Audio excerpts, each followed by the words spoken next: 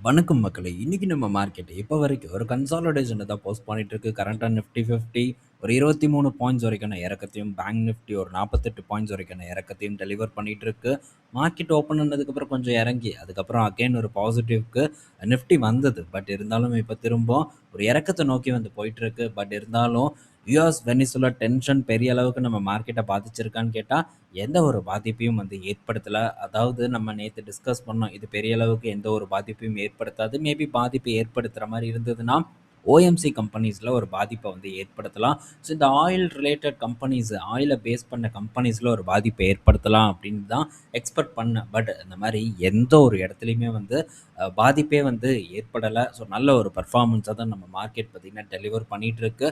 So இந்த பிரச்சனையும் பார்த்தீங்கன்னா, ஒண்ணும் ஆகாது அப்படிங்கிறது நமக்கு கண்கூடா வந்து தெரிஞ்சு போச்சு. ஸோ அடுத்தது இன்னொரு ஒரு முக்கியமான அப்டேட் என்னன்னா, ட்ரம்ப் பார்த்தீங்கன்னா, இப்ப திரும்ப நம்ம மேல டாரிஃப் போடுறத பற்றி வாய தொறந்திருக்காங்க. என்ன சொல்றாங்கன்னா, ரஷ்யா கிட்ட திரும்ப பிசினஸ் நீங்க இப்படி தொடர்ந்து பண்ணிட்டே இருந்தா, அ திரும்ப வந்து உங்க மேல அடிஷனலா நாங்க டாரிஃப போடுவோம். ஸோ மோடி நல்ல நண்பர் அப்படின்னும் வந்து மென்ஷன் பண்ணியிருக்காங்க.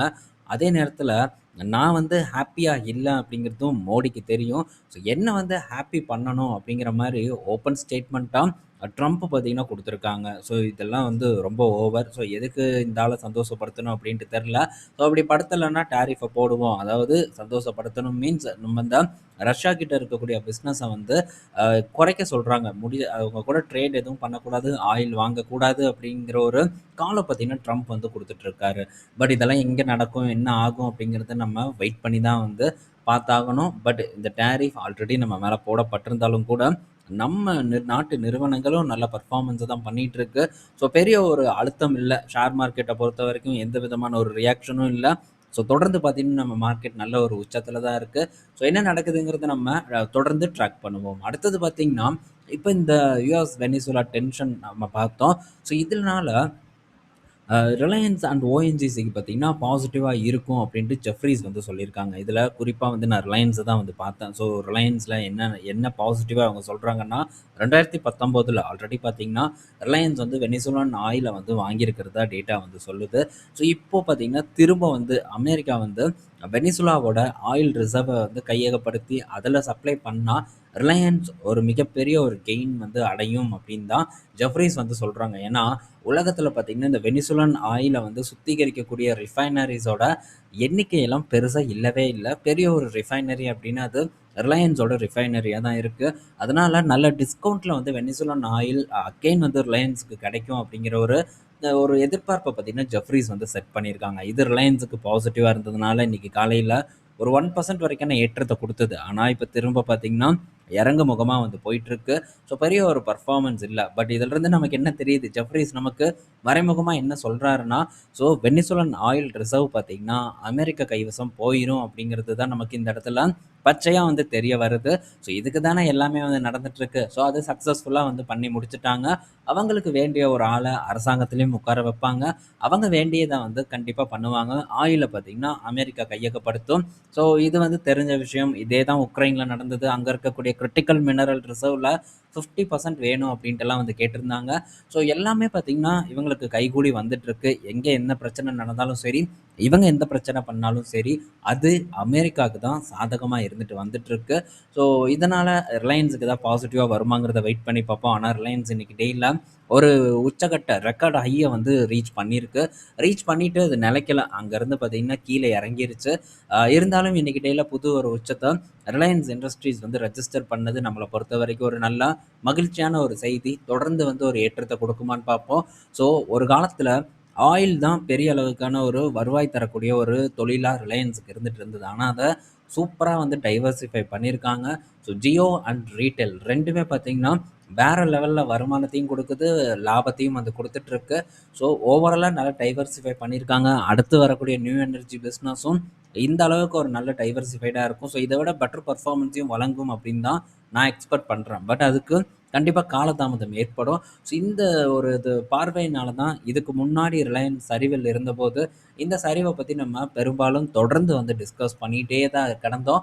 ஸோ இப்ப பெர்ஃபார்மன்ஸ பண்ணுது. அந்த பெர்ஃபார்மன்ஸ பார்த்து நம்மளும் என்ஜாய் பண்ணிக்கலாம். நெக்ஸ்ட் பார்த்தீங்கன்னா, ஆட்டோ கம்பெனிஸ் இன்னைக்கு டேயில் சூப்பர் டூப்பர் பர்ஃபார்மன்ஸை வந்து போஸ்ட் பண்ணிட்டு இருக்கு. நல்ல ஒரு ஏற்றம் பார்த்தீங்கன்னா ஆட்டோ செக்டர் பங்குகளில் ஏற்பட்டுட்டு இருக்கு. டாடா மோட்டார்ஸ் இன்னைக்கு டேயில் பாசிட்டிவ் தான்.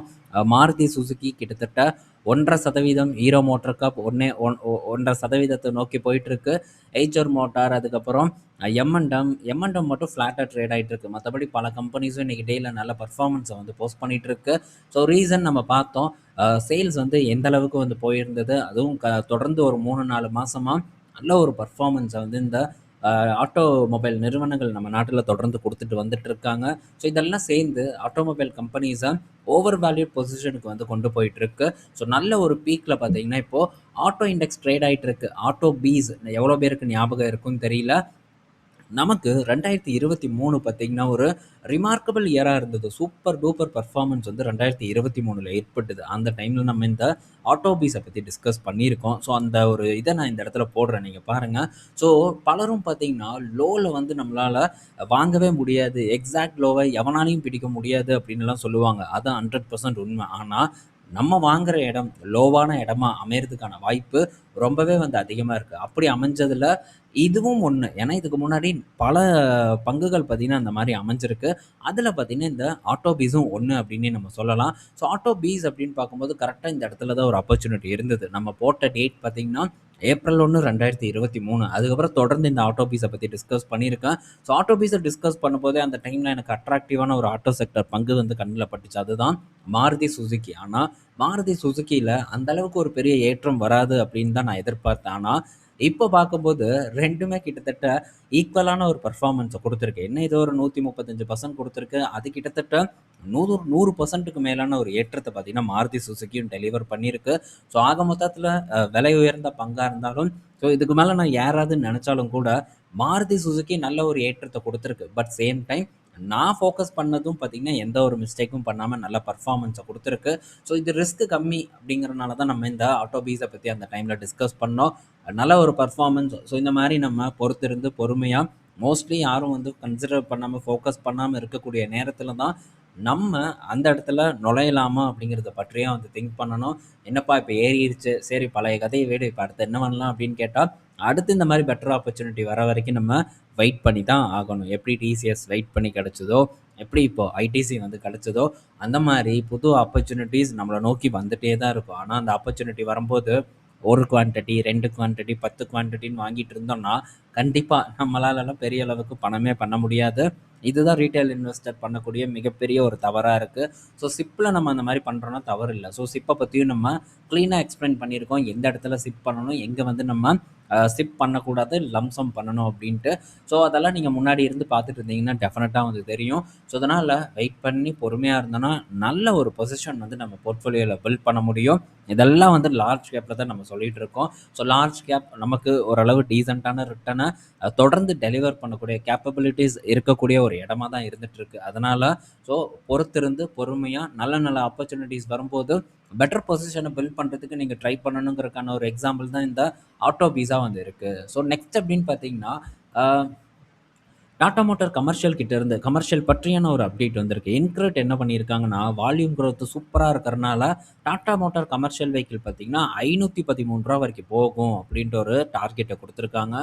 ரூ. 500 சொன்னால் ஒரு நியாயம் இருக்குது, இல்லை ரூ. 520 சொன்னால் ஒரு நியாயம் இருக்குது. ஆனால் இது என்ன 513, ஏதோ ஒரு நம்பரை பார்த்தீங்கன்னா கொடுத்து விட்ருக்காங்க ரூ. 513 வரைக்கும் போகுன்ட்டு. ஸோ போகுமா அப்படின்ட்டு நம்ம வெயிட் பண்ணி வந்து பார்ப்போம். ஆனால் இவன் என்றைக்கு வந்து இந்த மாதிரியான ஒரு டார்கெட்டை கொடுத்தானோ அந்த நாள்லேயே டாடா மோட்டார்ஸ் கமர்ஷியல் ஒரு 3% வரைக்கான சரிவை சந்திச்சிருக்கு. இன்றைக்கி அசோக் லேலாண்ட் பார்க்கும்போதும் இன்றைக்கி டேயில் வந்து ஒரு இறக்கத்தை தான் போஸ்ட் பண்ணிகிட்டு இருக்கு. ஸோ பார்ப்போம் ரெக்கவர் வந்து இதில் ஏற்படுதான்ட்டு.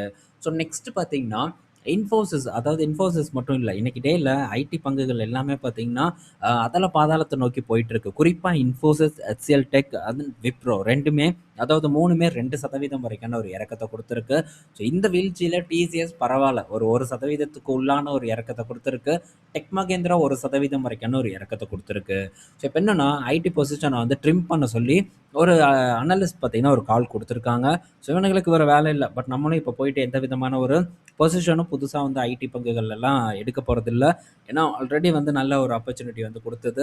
ஸோ இன்னும் நம்ம அடுத்த வாரம் திங்கட்கிழமை வரைக்கும் தான் நம்ம வெயிட் பண்ண போகிறோம்.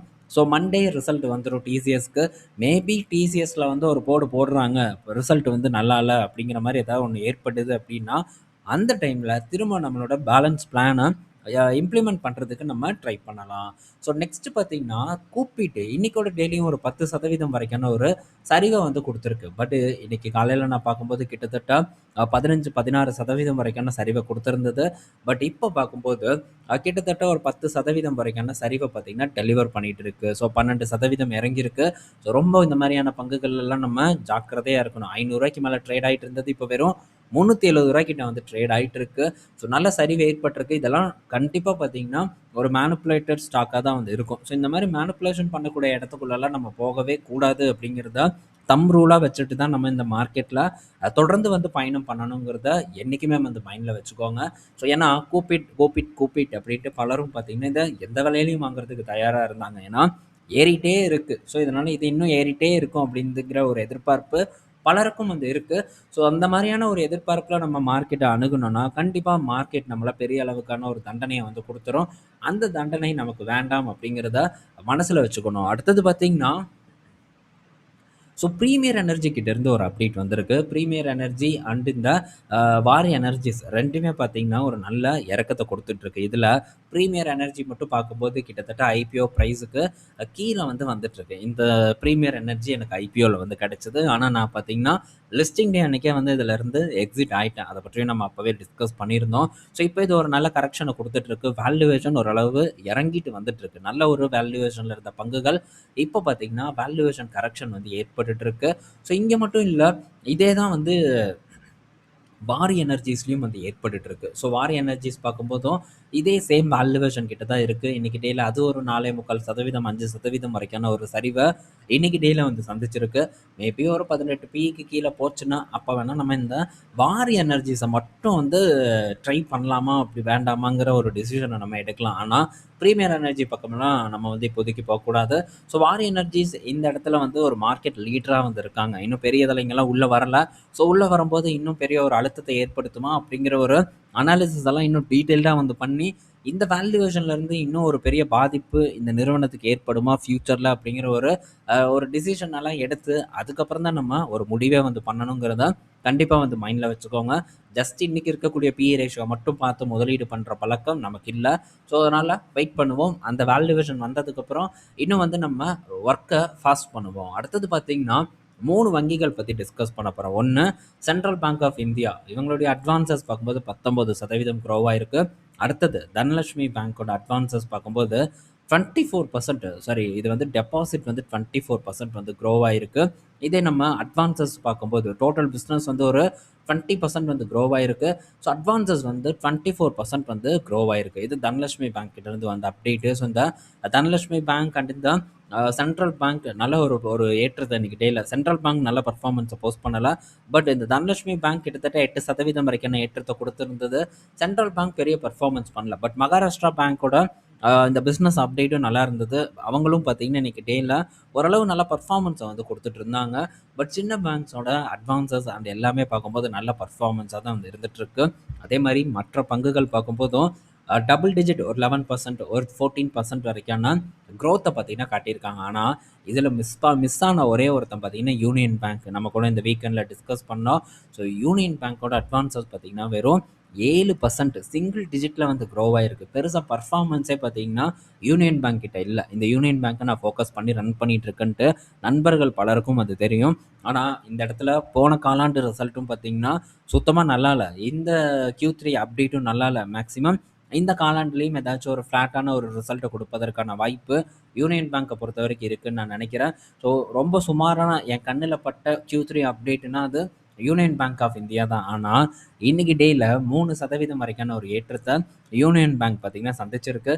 ஸோ விரைவில் டபுள் த ரிட்டர்னை பார்த்திங்கன்னா யூனியன் பேங்க் டெலிவர் பண்ணிடும் அப்படின்னு தான் நான் எக்ஸ்பெக்ட் பண்ணுறேன். ஸோ நான் வந்து கனரா பேங்க்கில் வந்து ப்ராஃபிட் புக் பண்ணேன். டக்குன்னு அந்த ட்ரெண்டெல்லாம் வந்து யோசிக்காமல் அந்த டைமில் ஒரு டிசிஷன் எடுத்தேன். ஸோ இந்த ப்ராஃபிட் போதும் அப்படின்ட்டு எக்ஸிட் ஆனேன். ஆனால் union and bank of India ரெண்டையும் வந்து கையில் வச்சுட்டு தான் இருக்கேன். ஸோ ரெண்டுமே பெட்டர் பர்ஃபார்மன்ஸை கொடுத்துட்ருக்கு. ஸோ வங்கி பங்குகளோட ரிசல்ட்டை பார்ப்போம். மேபி நல்லா இருந்ததுன்னா ஒரு நல்ல பர்ஃபார்மன்ஸ் வந்து இந்த இடத்துலையும் வந்து ஏற்படும் அப்படிங்கிறதுல மாற்று கருத்தே இல்லை. ஆனால் இன்றைக்கி டேயில் ஹெச்டிஎஃப்சி பேங்கை போட்டு பொழந்துட்டாங்க. 2% வரைக்கான இறக்கத்தை கொடுத்துருக்கு.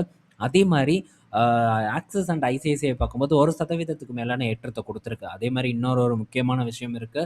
2 முக்கியமான விஷயம் இருக்கு. ஒன்று IndusInd bank. So IndusInd bank பார்த்தீங்கன்னா, இன்னைக்கு டேல நான் வந்து ஆல்ரெடி சொல்லியிருந்தேன். நான் போதுமான அளவுக்கு மேல குவான்டிட்டிஸ வந்து இண்டஸ்இண்ட் பேங்க்ல வந்து வச்சிருந்தேன். ஸோ அதனால இண்டஸ்இண்ட் பேங்க்லேருந்து குவான்டிட்டிஸ, அதாவது பொசிஷனை வந்து கட் பண்ணணும் அப்படிங்கிற ஒரு விஷயத்த பார்த்தீங்கன்னா, இதுக்கு முன்னாடி உங்க கூட வந்து நான் ஷேர் பண்ணியிருந்தேன். அந்த வரிசையில இன்னைக்கு இண்டஸ்இண்ட் பேங்க்ல பொசிஷனை கட் பண்றதுக்கான ஒரு வாய்ப்பு பார்த்தீங்கன்னா, எனக்கு ஏற்பட்டது. ஒரு 905 அப்படிங்கிற ஒரு ரேஞ்சில வந்து இதில பொசிஷனை பார்த்தீங்கன்னா, நான் கட் பண்ணிட்டேன். ஆல்மோஸ்ட் வந்து ஒரு 27% வரைக்கான ஒரு ஏற்றம், ஒரு ரிட்டர்ன் பார்த்தீங்கன்னா, இண்டஸ்இண்ட் பேங்க்ல எனக்கு கிடைச்சிருக்கு. ஸோ போதுமான ஒண்ணு. வரக்கூடிய ரிசல்ட் எப்படி இருக்கும் அப்படிங்கிறதுலலாம் எனக்கு சுத்த ஐடியா இல்ல. எப்படியும் வந்து ரிசல்ட் மோசமா இருக்கும். மைக்ரோ ஃபினான்ஸோட ஒரு இம்பாக்ட் பார்த்தீங்கன்னா, இண்டஸ்இண்ட் பேங்க்ல இருக்கும். பட் இது ஒரு ப்ராஃபிட்டபிளான ஒரு குவார்ட்டரா அமையறதுக்கான வாய்ப்பு அதிகமா இருக்கு இண்டஸ்இண்ட் பேங்க்கை பொறுத்தவரைக்கும். மேபி இங்கிருந்து இன்னும் கூட வந்து இண்டஸ்இண்ட் பேங்க்ல ஒரு ஏற்றம் வந்து ஏற்படலாம். பட் இருந்தாலும் நான் என்னோட சக்திக்கு மீறிய ஒரு பொசிஷனை பார்த்தீங்கன்னா, இந்த இடத்துல பில்ட் பண்ணேன். அதனால இண்டஸ்இண்ட் பேங்க்ல அந்த ஒரு பொசிஷனை வந்து கட் பண்ணியே ஆகணுங்கிற ஒரு சூழ்நிலை என்கிட்ட இருக்கு. ஸோ அதே மாதிரி நான் கட் பண்ணிட்டேங்கிறக்காகலாம் இது வந்து ஏற்றத்தை கொடுக்காம இருக்காது அப்படிங்கிற ஒரு அர்த்தம் இல்ல. ஸோ ஏறுவதற்கான பாசிபிலிட்டிஸும் இண்டஸ்இண்ட் பேங்கை பொறுத்தவரைக்கும் அதிகமா இருக்கு. பட் இருந்தாலும் கொஞ்சம் வந்து இந்த மாதிரி சென்சிட்டிவான டிசிஷனை நான் எடுக்கக்கூடிய ஆள் தான். ஏன்னா எனக்குன்னு சொல்லி ஒரு சில கட்டுப்பாடுகள் இருக்கு. ஸோ அதை மீறி தான் வந்து இதில் வந்து நான் பண்ணினேன். அதனால வந்து அதை கட் பண்ணுறதுக்கான ஒரு வேற வழி இல்லை. மேபி வந்து ஒரு இம்பேக்ட் ஏற்பட்டதுன்னா அது பெரிய ஒரு இம்பேக்டாக எனக்கு வந்து இருக்கும். ஸோ அதனால் இந்த இடத்துல ஒரு சேஃபர் சைடில் ஒரு நல்ல ரிட்டர்னோட வந்து நான் பொசிஷனை கட் பண்ணியிருக்கேன். ஸ்டில் என்கிட்ட குவான்டிட்டிஸ் வந்து இருக்குது. பட் பெரிய குவான்டிட்டிஸ், பெரிய பொசிஷன் பார்த்தீங்கன்னா இல்லை. அதனால் நான் பண்ணியிருக்கேன்ட்டு எல்லாம் யாரும் வந்து பண்ணக்கூடாது. ஸோ உங்களுடைய டிசிஷனை எடுங்க. மேபி ஏறுச்சுன்னா அதுக்கப்புறம் உன்னால தான்டா அப்படின்ட்டு ஒரு பேச்சே வரக்கூடாது. ஸோ முடிவு உங்களுடைய ஒரு முடிவாக இருக்கணும். நான் உங்களை எந்த இடத்துலையும் வந்து இதை வித்துட்டு இப்போ வெளியே ஓடிருங்க அப்படின்ட்டுலாம் சொல்லவே கிடையாது. ஸோ டிசிஷன் உங்களோட ஒரு டிசிஷன். ஸோ பார்த்து கரெக்டாக வந்து ஒரு முடிவை எடுக்கிறதுக்கு வந்து ட்ரை பண்ணுங்க. ஸோ நீங்கள் பண்ண பொசிஷன் பார்த்தீங்கன்னா உங்களுக்கு தான் வந்து தெரியும், எனக்கு வந்து தெரியாது. அதனால் யோசிச்சு நல்ல முடிவு எடுங்க. அதே மாதிரி அடுத்தது பார்த்தீங்கன்னா ஐடிசி. நம்ம நேற்று என்ன சொன்னோம்? ஸோ நம்ம அதுவும் எங்கள் ஃபேமிலி மெம்பர்ஸ் எல்லாம் இதில் வந்து வாங்கணும். ஆனால் விலைக்கு இது ஏறிடுமோ அப்படின்னு பயந்துட்டு இருந்தாங்க. ஸோ ரொம்ப இறங்காமல் இருந்தாலும் சரி, அதே இடத்துல இருந்ததுன்னா போதும் அப்படின்னு நினச்சாங்க. அவங்களுக்கெல்லாம் ஒரு நல்ல சர்ப்ரைஸ் இன்னைக்கு டேல கிடைச்சது. அதே மாதிரி எக்ஸிக்யூட்டிவ் பார்த்தீங்கன்னா இன்னைக்கு டேல அவங்க பண்ணிட்டாங்க. ஸோ ஐடிசி பார்த்தீங்கன்னா சேம் அதே ஒரு லெவல் தான். 350ங்கிற ஒரு லெவல்கிட்ட தான் வந்து இப்போவும் வந்து ட்ரேட் ஆகிட்டு இருக்கு. கரண்ட்டாக ஒரு 348 கிட்ட வந்து ட்ரேட் ஆகிட்டு இருக்கு. பெரிய பர்ஃபார்மன்ஸ் பார்த்தீங்கன்னா ஐடிசியில் ஏற்படலை. ஆனால் பெரிய ஒரு சரிவும் ஏற்படலை. ஸோ மேபி யாராச்சும் மிஸ் பண்ணியிருந்தா அவங்களுக்கு இந்த ஒரு வாய்ப்பு பொன்னான ஒரு வாய்ப்பாக இருக்கும் அப்படிங்கிறதுல எந்த சந்தேகமும் இல்லை. ஸோ பார்த்து யோசிச்சு ஒரு நல்ல டிசிஷன் நீங்கள் எடுத்துக்கோங்க. ஸோ இந்த வீடியோவில் நம்ம பல இன்ஃபர்மேஷன் பற்றி டிஸ்கஸ் பண்ணியிருப்போம். பயனுள்ளதாக இருக்கும்னு நான் நினைக்கிறேன். ஈவினிங் நம்ம இன்னொரு வீடியோவில் மீட் பண்ணுவோம். பாய் மக்களே.